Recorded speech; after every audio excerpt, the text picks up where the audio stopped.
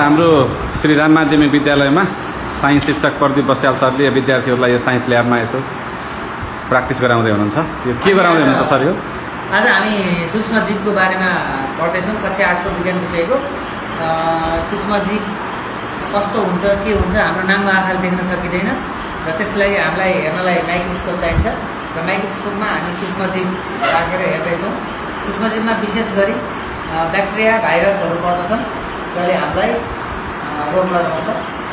Plus यिनीहरू रोग लगाउने मात्रै होइन, ब्याक्टेरिया, भाइरसहरू हाम्रो लागि उपयोगी पनि छन्।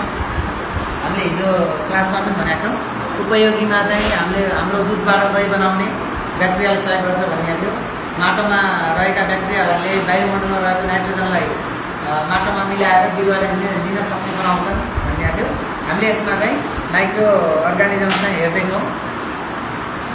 पालो गरेर विद्यार्थीहरू हेर्दै गर्नु होला। यहाँ चाहिँ उज्यालोमा आएको देखिन्छ।